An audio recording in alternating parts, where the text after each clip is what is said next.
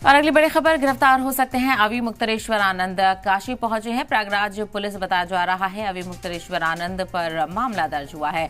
जिनसी इस्तेसाल का मामला है। जिनसी इस्तेसाल के इल्जाम पर सफाई दी है। तलबा से कोई नाता नहीं है। अवि मुक्तेश्वर आनंद ने कहा, जिन तलबा के नाम पर पूरा मामला चल रहा है उनका उनके गुरुकुल से कोई लेना देना नहीं है। तो अवि मुक्तेश्वर आनंद की मुश्किलें बढ़ सकती हैं क्योंकि पुलिस पहुंच चुकी है और बताया जा रहा है कि गिरफ्तारी भी उनके अमल में आई जा सकती है।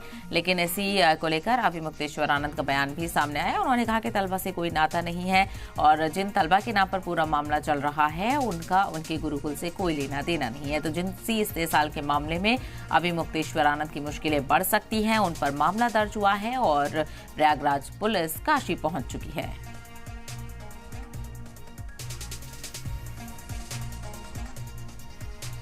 और इसके अलावा अवि मुक्तेश्वर आनंद मामले पर अखिलेश यादव का बयान भी सामने आया है। शंकराचार्य के खिलाफ झूठा केस लगाया गया है। तो अखिलेश यादव ने कहा कि अखिलेश ने यूपी सरकार को निशाने पर साधा और सरकार लोगों को कंफ्यूज रखना चाहती है। शंकराचार्य को भी उलझाए रखना चाहती है सरकार।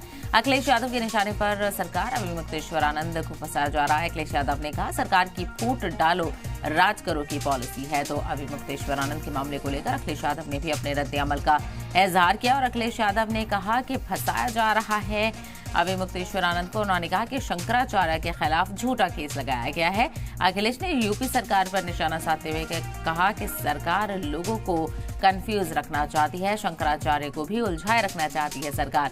अखिलेश यादव ने अवि मुक्तेश्वर आनंद को फंसाए जाने की बात कही और सरकार की फूट डालो राज करो की पॉलिसी का भी जिक्र किया।